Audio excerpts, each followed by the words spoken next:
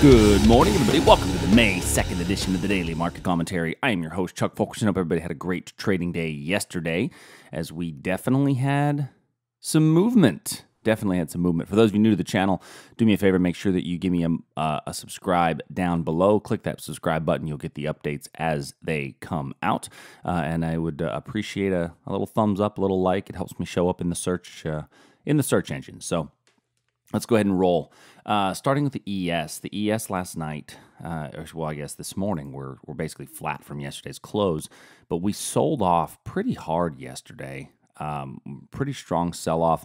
You know, I had spoken about on yesterday's video the potential for us to rally back up into this area here and a potential reversal if it got there, but we stayed in between our areas. It didn't, though we came down and then it rallied back up, there was a lot of movement in here, but for me, I'm only going to, you know, you've got to show me, right? You got to give me a reason to take something, and I wasn't really given a compelling reason to get long, and I wasn't given a compelling reason to get short. So I really sat on the sidelines for most of this movement yesterday, as either one of these just didn't set up properly based on my rules basis. Now, this setup here, definitely, you know, the reason that we bounced yesterday, I heard a lot of people ask about why we bounced.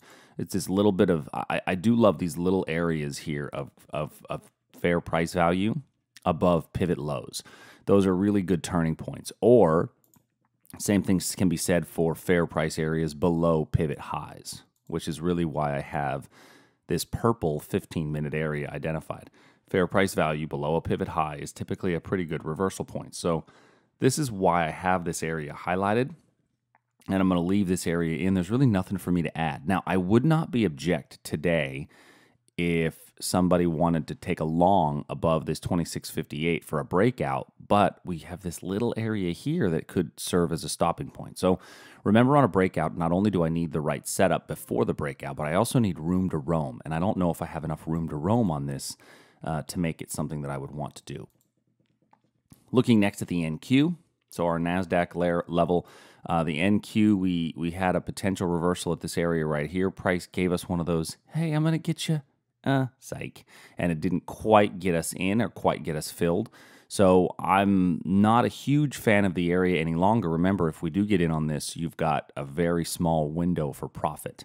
So check your own rules on that one.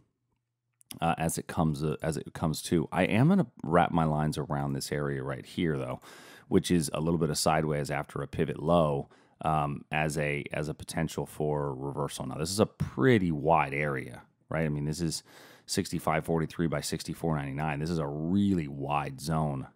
Most people aren't going to be comfortable with a 44-point zone. You know, when you're looking at the Nasdaq. So just keep that in mind when looking at it to see if it fits your risk parameters. If it does not, you can go down to the 15-minute and say, well, is there something in here that I might want to take in lieu of it? So check your own risk on that one. You might have to shrink that up a little bit based on what your rules tell you. I'm actually going to remove it because, frankly, that's beyond my rules. That's a little bit wider than what I'm comfortable with. I may still set it up based on when we come down into it. In the meantime, though, take a look at this little tiny area right here. So you do have a much smaller area right in through here that could serve as a potential reversal.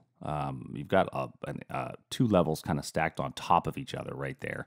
And the thing about this is this was a breakout, right? So base, breakout. This is the retest of a breakout area. So I'm going to leave this one in here today. This one could be a decent opportunity. However, it's got to be in the purple, because remember, a purple one has lower probability just simply because it's done on the smaller time period. All right, looking next at crude oil. Now, crude, looky, crude came into our area and has rallied back out, and it came to its fair price value area. So this one has hit its profit objective.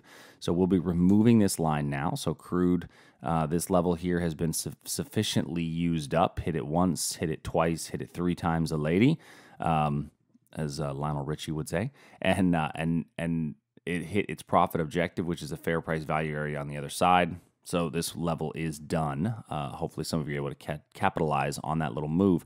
Now, we could still use this area as a short.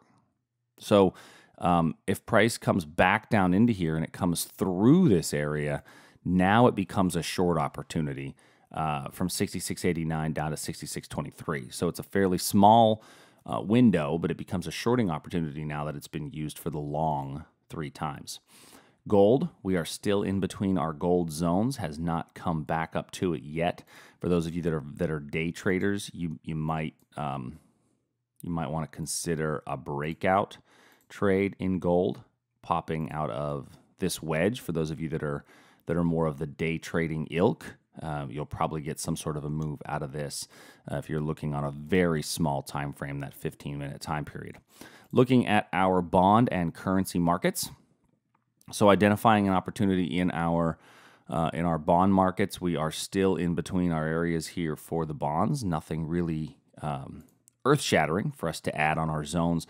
You know, there may be a bit of a reversal opportunity right here if price indeed returns to this region. So if you were unable to get filled on this, let's zoom in on it so we can really narrow it down. My thing that I don't like about it is the time of day that it was created, right? If you see this was created in the hour of the day.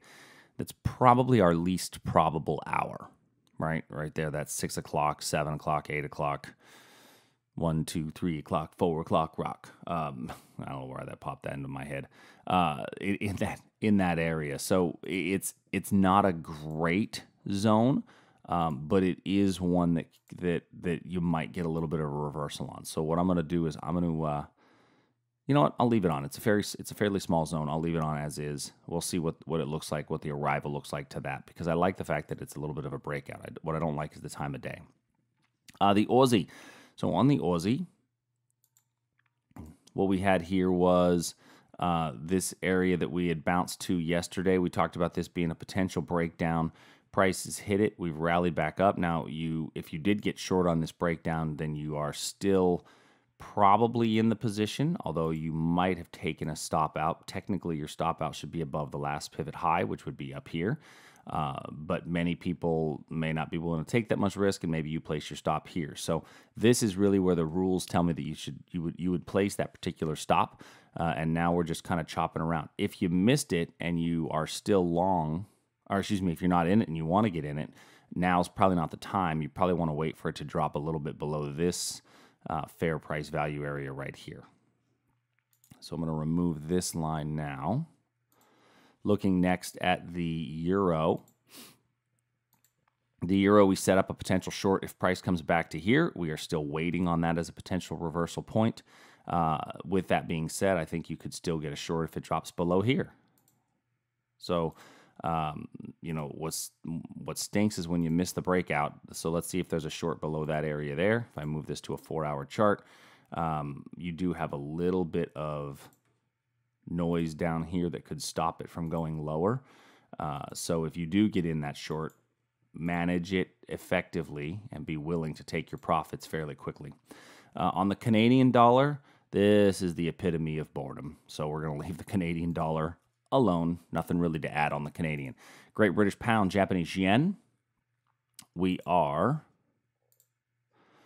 sitting above our buy area right here. There is a potential reversal point right above us as we're coming into it right through here. Now this was formed right at the open, right at the European market open last night. So you may get a bit of a reversal right through here. I'm actually going to change this to a dashed line because I'd want to see price come into it and then come out before we would look to get short on this, just because it's in the middle of the move down. When something's in the middle of a move down, I don't have the same love for it because the balance, if you will, of buying and selling is less severe in the middle of a move. Sometimes maybe this is just a little speed bump that slowed it down. It's not high enough up on the equilibrium band, if you will, of where price started its move down. Looking here at the Japanese yen, we still have the same level that we identified yesterday. Nothing really to add. In the copper markets, so looking at copper, I'm going to move to the 4-hour. We have a lot of chop around through here. I know a lot of people look at copper every day. I really just added copper here primarily because that's what a couple of people had asked for.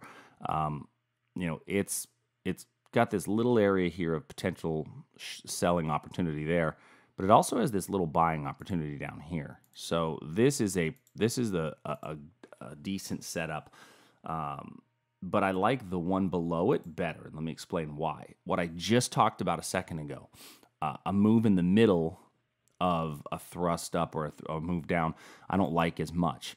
What I do like is an area of consolidation above a pivot low. Well, how is this consolidation? Where do I see that consolidation?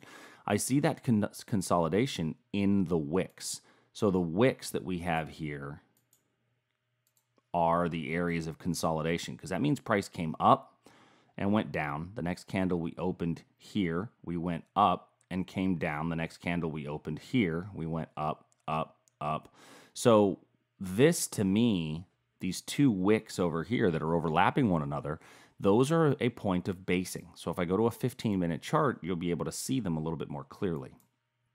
Now they're easier to see right through here. So that's really why I highlight that area as a potential reversal, and it's closer to the pivot low. I want to look closer to that pivot low whenever I can. So as far as today goes, once again, just be patient. Follow your rules. Don't let a day like yesterday, if you didn't get into anything yesterday and you saw, we were down 20 and then we were up 30, don't allow that to change what it is that you do. Follow your rules, follow your plan, and don't get emotionally involved. Stay out of the emotions, and you'll have a much better trading day and trading opportunity. So until tomorrow, if you've got any questions, please feel free to send me an email, chuck@iiefinancial.com.